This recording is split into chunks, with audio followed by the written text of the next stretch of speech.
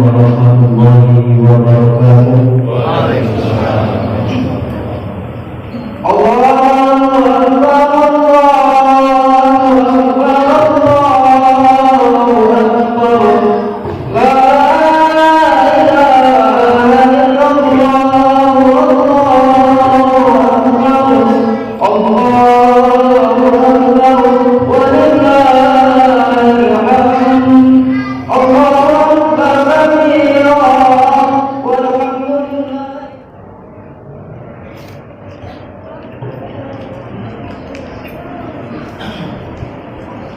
Allahu Akbar, Allahu Akbar, Allahu Akbar, Allahu Akbar, Allahu Akbar, Allahu Akbar, Allahu Akbar, Allahu Akbar, Allahu Akbar, Allahu Akbar kabira, walhamdulillahi katsira, wa subhanallahi bukratan wa asila.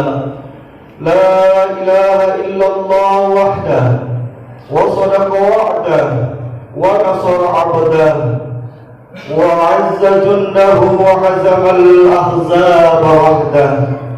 La ilaha illallah wallahu akbar, Allahu akbar, walillahil hamd. Alhamdulillahil qail, walillahi 'alan nasi hajjul baiti man istata'a ilaihi sabila.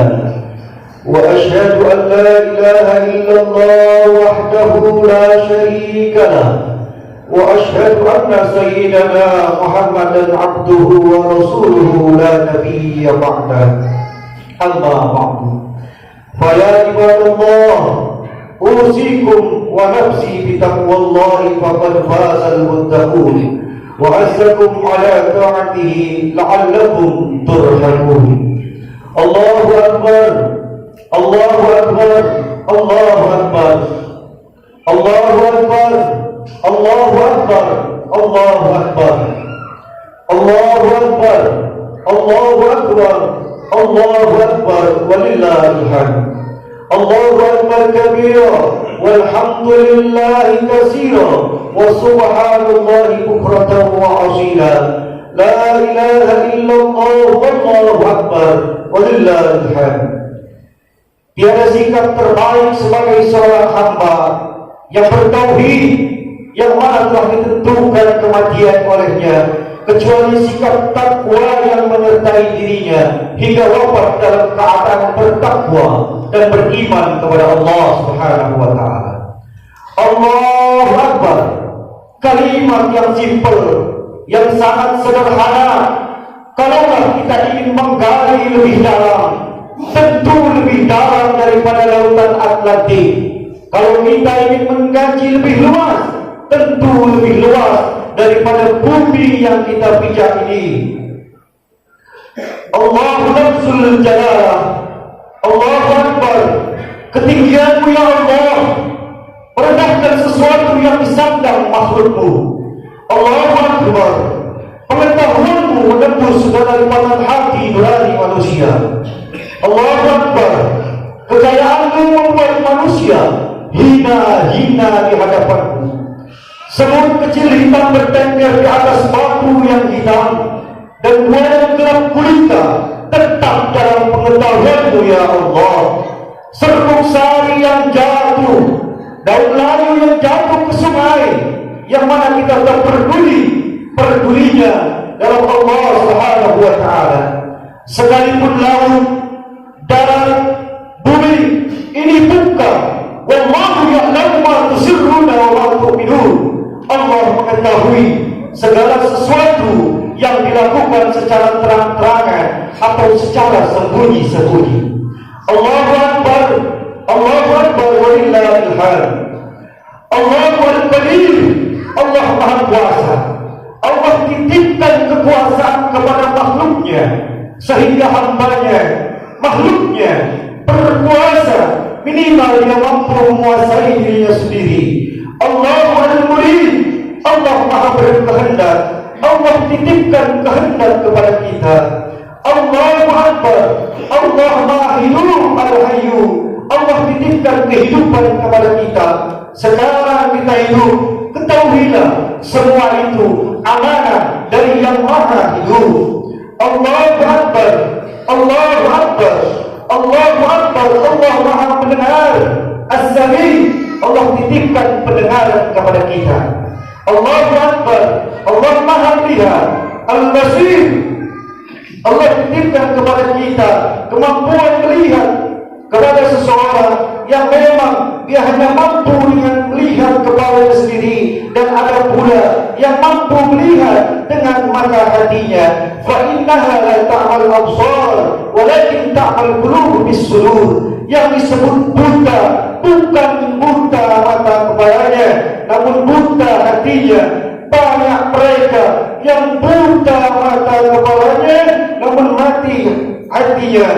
Maka ketika kita bertakbir dalam sholat kita, dalam setiap aktivitas kita, Allahu Akbar, keikhlasan, kehendak, pengetahuan, pendengaran, penglihatan, mampu berkata-kata, mampu berucap, itu semua mutlak milik Allah Subhanahu wa Ta'ala.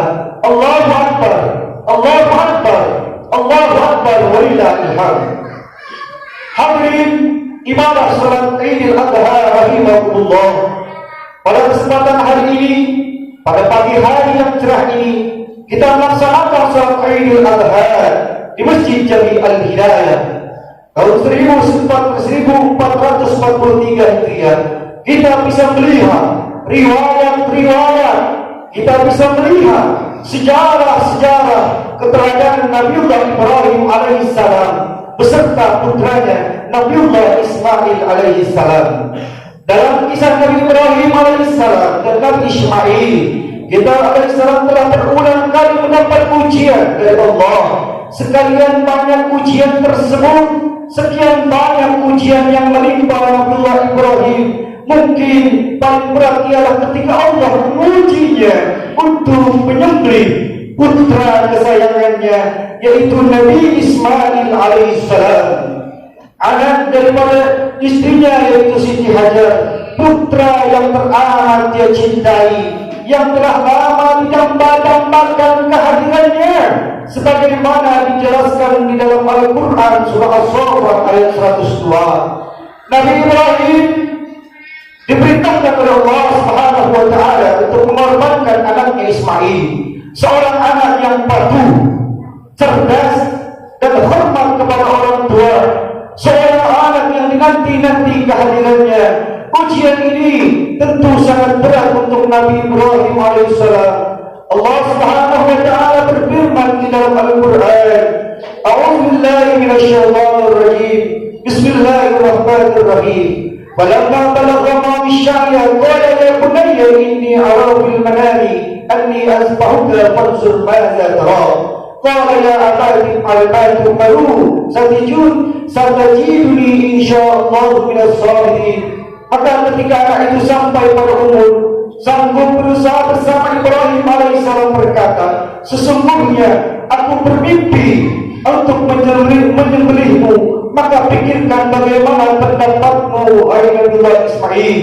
Maka Nabi Ismail menjawab, qala ya abati if'al ma tu'maru satajiduni insyaallah minas sabirin. Wahai ayahku, lakukanlah apa yang diperintahkan Allah kepadamu, insyaallah engkau akan mendapatiku termasuk orang-orang yang sabar. Allahu Akbar, Allahu Akbar, walillahil hamd. Lalu dibawalah Nabi Ismail alaihissalam oleh ayahnya Nabi Ibrahim ke sebuah tempat di mana itu akan disembelih. Ketika Nabi Ismail hendak berbaringkan di pangkuan Nabi Ibrahim, di mana pisau yang begitu sangat tajam hendak merobek leher Nabi Ismail, namun apa yang terjadi? Allahu Akbar, Allahu Akbar, walillahil hamd. Ini suatu keajaiban yang sungguh nyata. Allah gantikan Nabi Ismail dengan seekor kibas atau kambing.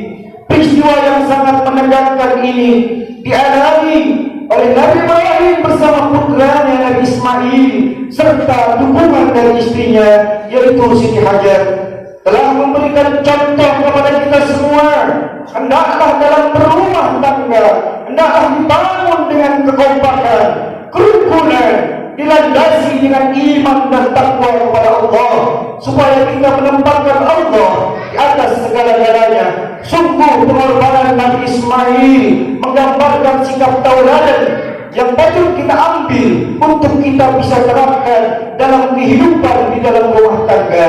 Jamaah salat Idul Adha rahimahullah, khususnya di zaman modern ini, banyak mungkin di antara kita yang sadar ataupun tidak sadar, pikirkan tindakan dalam mengatur rumah tangga. Sudah banyak pengaruh-pengaruh paham-paham liberal dan pengaruh individualisme barat yang sekuler, sehingga hubungan suami istri antara anak dengan orang tuanya mengalami kerenggangan dan condong melecehkan sopan santun serta melecehkan budaya timur yang berakhlakul karimah. Betapa pengaruh barat kita lihat dalam kehidupan sehari-hari, di mana gaya hidup masyarakat semakin matre individualisme yang telah berhasil merusak tatanan keluarga di masyarakat kita yang notabene-nya mayoritas Islam, mayoritas Muslim, di mana budaya tersebut sudah tidak mengindahkan tata krama yang mengatur tentang kewajiban seorang anak pada orang tuanya. Oleh sebab itu, dalam konteks mengambil hikmah Idul Adha kali ini, perlulah kita kiranya bertafakur, merenungi diri apa yang sebenarnya kita bisa berikan yang terbaik untuk ayah dan ibu kita. Karena sudah banyak kita lihat seorang anak yang durhaka dan selalu menyakiti hati kedua orang tuanya. Banyak kita jumpai orang tua mengeluh, menyesali tingkah laku anaknya, yang semua banyak fenomena yang menunjukkan betapa hancur perasaan seorang ibu, berapa hancur perasaan seorang ayah yang dahulu dia dikandung oleh ibunya dan juga ayah yang selalu senantiasa menafkahi untuk menghidupinya. Bila saat ini di sisi senja mendapatkan perilaku yang kasar dari anak-anaknya yang sudah dewasa, sudah berkeluarga, padahal dahulu anak-anaknya yang dibanggakan, yang disayangi agar nanti bisa mengurusnya di waktu dia senja. Namun di usia yang senja, di usia yang tua, mereka mendapati perlakuan buruk dari anak-anaknya. Tentu hal ini akan menyayat hati. Apalagi seorang anak sekarang sudah menjadi orang yang besar, sudah menjadi orang yang hebat dengan jabatannya, lalu menganggap rendah kedua orang tuanya.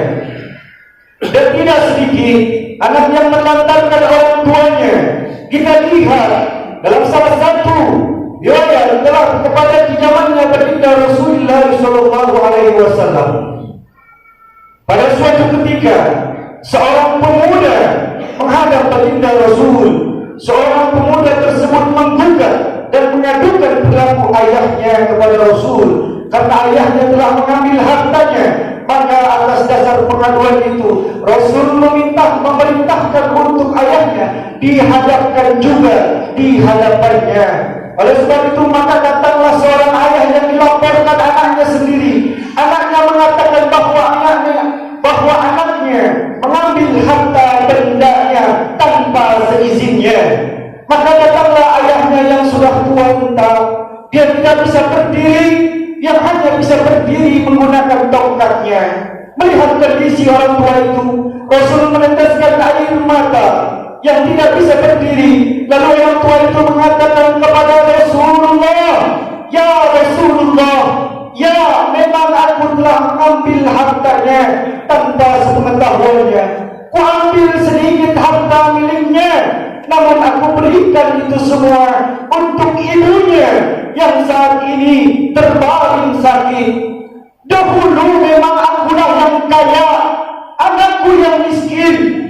Dahulu aku punya segala-galanya, sedangkan anakku tidak punya. Saat ini aku miskin, anakkulah yang kaya. Saat ini aku tidak punya apa-apa, anakkulah yang punya segalanya. Ya Rasulullah, ketika dahulu masih kecil, dia mengambil hartaku, Aku tidak pernah memarahinya, tapi saat ini aku ambil makanan miliknya, aku ambil sedikit hartanya untuk kuberikan kepada ibunya yang sedang sakit. Dia malah mengatakan, membentakku, memanggilku, memarahiku, menuduhku sebagai seorang pencuri di rumahnya. Ya Rasulullah, kalau memang perbuatanku ini salah, maafkan aku ya Rasulullah. Lalu Nabi mengatakan, ketika melihat orang tua itu serta mendengarkan pernyataannya yang memang sudah wanita, berdiri pun dia sulit, yang memang dalam kondisi tidak punya apa-apa, Rasul yang terkenal sanubarinya, yang hebat akhlak budi, yang luar biasa, Rasul meneteskan air mata memandang seorang anak yang semena-mena terhadap orang tuanya. Rasul menyampaikan kepadanya, kamu dan seluruh hartamu adalah milik orang tuamu. Memang tidak ada perjanjian tertulis antara seorang anak dan ibunya, antara ayahnya, bahwa suatu kelak nanti dikala orang tuamu tidak sanggup lagi, kaulah yang akan membiayainya segala kebutuhannya. Di saat ini kau tak sanggup, maka orang tuamu yang akan membiayaimu. Namun suatu hari nanti, ketika dia tidak sanggup membiayaimu, maka kamulah yang akan membiayainya. Karena memang tidak ada perjanjian tertulis antara keduanya. Tapi pantaskah kita sebagai seorang anak menelantarkan orang tua kita yang memang sudah tidak punya apa-apa, membiarkan dalam kesusahan, membiarkan dalam kemiskinan, dalam kondisi yang sangat memprihatinkan. Allahu Akbar, Allahu Akbar, walillahil hamd. Ibu yang mengandung kita 9 bulan 10 hari, 2 tahun lamanya kita digendong dan disusuinya, siang malam tidak pernah lelah akan kasih sayangnya, mengorbankan darah, mengorbankan keringat, air mata, bahkan nyawa menjadi taruhannya ketika melahirkan anak-anaknya. Ketika anaknya sudah dilahirkan, apakah kita pantas sebagai seorang anak berbuat zalim kepadanya? Ibu yang setelah air susunya diminum, anak-anaknya, walaupun saat ini anak-anaknya sudah menjadi orang-orang yang sukses, orang-orang yang hebat, kita tidak akan mampu membayar kebaikan-kebaikan ibu kita, membayar kebaikan-kebaikan ayah kita. Walaupun seluruh harta yang kita miliki kita jual dan kita berikan kepadanya, maka itu tidak sanggup untuk membayarnya. Ayah yang begitu hebat, yang tidak pandai mengeluh di saat dia sedang sakit, yang mana anak-anaknya sakit tengah malam, dia akan keluar rumah untuk mencari obat untuk anak-anaknya yang sedang sakit. Ibu yang setia berada di samping kita, yang setiap pagi memanjakan dirimu yang sedang sakit. Di saat tengah malam kita menangis, merintih kesakitan, di saat itulah dia yang paling terpukul melihatmu yang sedang sakit. Tengah malam gelap gulita, bahkan saat hujan turun begitu derasnya, dia tetap keluar mencari obat untukmu yang sedang sakit. Pantaskah kita berbuat zalim kepadanya? Pantaskah kita berbuat zalim kepadanya?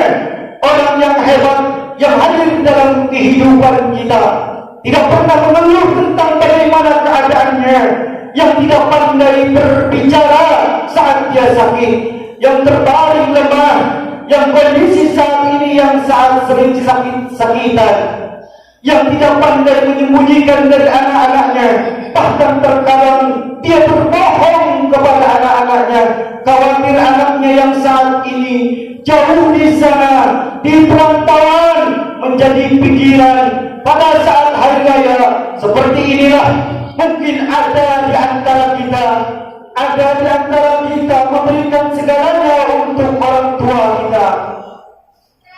Kita berikan di mana Pak, kita tanya kepadanya, di mana pakaian baru yang ibu beli?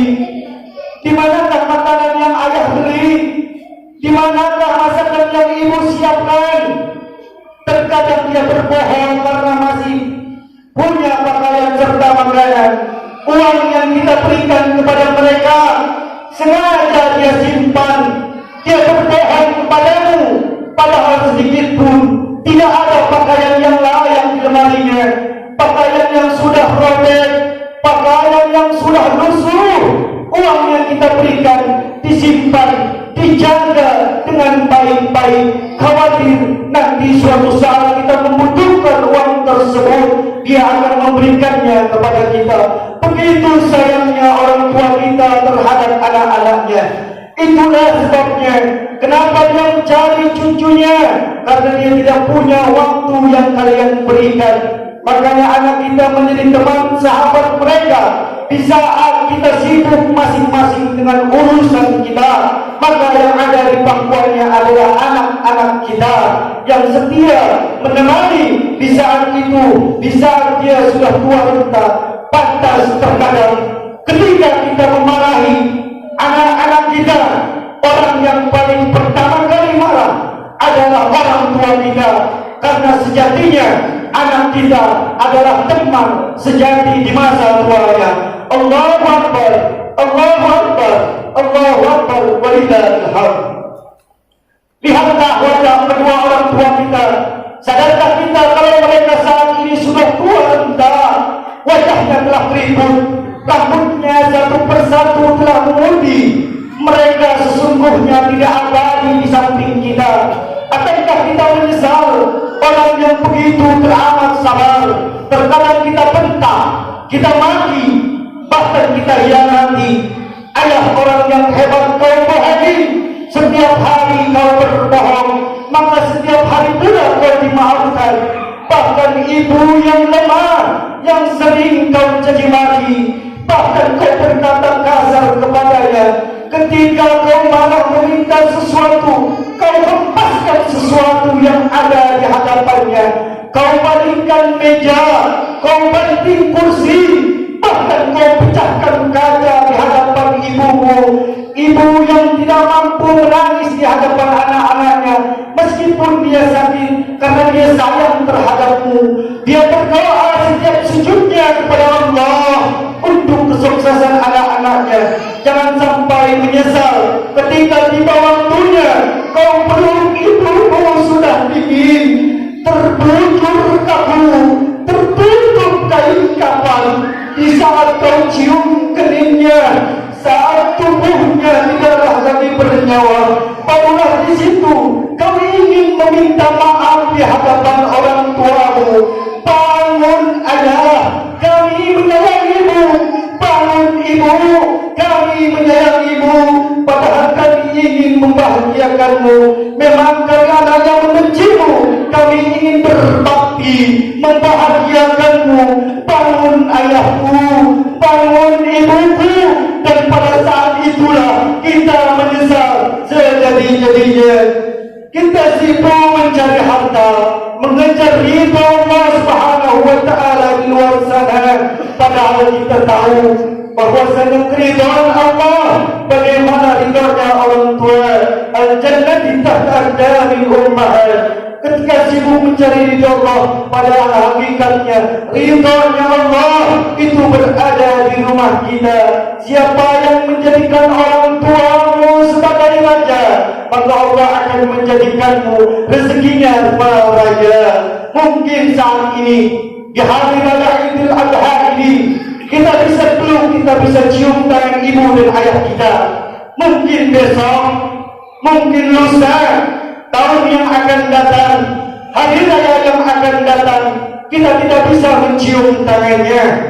Hanya kita bisa lihat di kamarnya yang muknanya terlihat rapi bersama dengan sajadahnya. Kopiah ayah tersimpan di lemari dengan rapi, fotonya terpampang di dinding.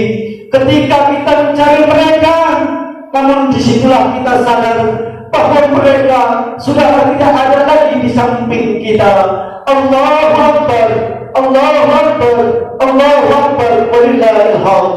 Sebagai tanda kesimpulan, tanda cinta kita kepada Allah dengan senantiasa berkorban di jalannya dan taat kepada perintahnya, yakni berbakti dan taat kepada kedua orang tua, seburuk-buruknya orang tua, sejelek-jeleknya orang tua, semiskin-miskinnya orang tua.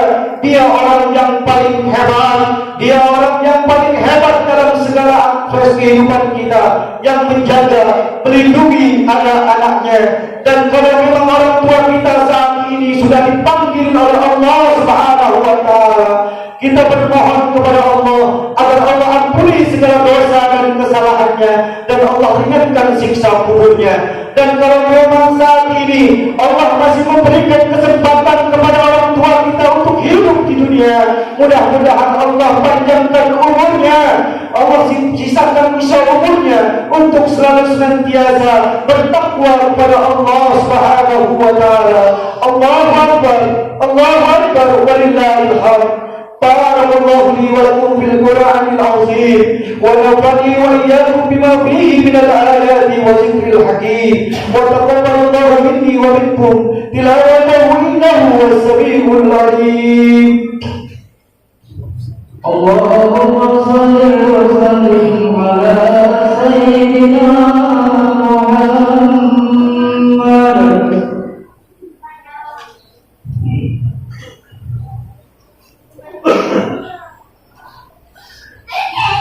Allahu Akbar, Allahu Akbar, Allahu Akbar, Allahu Akbar, Allahu Akbar, Allahu Akbar, Allahu Akbar, Allahu Akbar, Allahu Akbar, Allahu Akbar kabira, walhamdulillahi katsira, wa subhanallahi bukratan wa asila.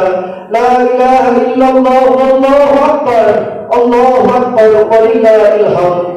الحمد لله الذي أحيا بالأفراح والسرور وجعل للمتقين جزيل الوزور وذكر الصافية في يوم العيد الأضحى يوم المؤمنين بشيء مشكور. أشهد أن لا إله إلا الله وحده لا شريك له الغفور الغفور، وأشهد أن سيدنا ومولانا محمدا عبده ورسوله الذي نال من ربه ما لم يدعو مقرب ولا رسول وجعل مقبول. اللهم صل وسلم على سيدنا محمد النبي الأمي وعلى آله وصحبه الذي كانوا يرجون تجارة لن تبور وسلم تسليما كثيرا. أما بعد فيا أيها الإخوان اتقوا الله واعلموا يا إخواني hadirin ibadah berjemaah yang dirahmati Allah Subhanahu wa Ta'ala, marilah kita mengangkat kedua tangan kita seraya menunjukkan kepada Allah Subhanahu wa Ta'ala. Semoga berkah sholawat yang kita haturkan kepada junjungan kita Nabi Muhammad, berkah hari raya Idul Kurban ini yang kita laksanakan pada pagi hari ini di Masjid Jami Al-Hidayah, Allah memaafkan segala kesalahan kita yang terlupakan, yang belum sempat terucap di hadapan orang tua, keluarga, sanak famili, serta Allah maafkan segala dosa-dosa yang pernah kita lakukan kepadanya. Innallaha wa malaikatahu yusholluna 'alan nabi ya ayyuhalladzina amanu shallu 'alaihi wa sallimu taslima. Allahumma shalli 'ala sayyidina Muhammad wa 'ala ali sayyidina Muhammad kama shallaita 'ala sayyidina Ibrahim wa 'ala ali sayyidina Ibrahim وبارك على سيدنا محمد وعلى آل سيدنا محمد كما باركت على سيدنا إبراهيم وعلى سيدنا إبراهيم في العالمين إنك حميد مجيد. Ya Allah, ya Arhamar Rahimin, ya Allah, maafkan hamba-Mu yang hina ini, banyak melakukan dosa yang selalu senantiasa melukai perasaan saudara sendiri, sahabat, tetangga, terkhusus kepada ayah dan ibu kami yang begitu sabar menghadapi anak-anaknya. Kami menyesal saat kami peluk tubuhnya, ya Rabbana, yang tidak lagi bernafas, terbujur kaku, terbungkus kain kapan, terbungkus kain putih. Padahal sesungguhnya kami berniat, andaikan masih ada waktu di sampingnya, ingin kami bahagiakan mereka berdua. Kami ingin membawa mereka ke Baitullah di Makkah Al-Mukarramah.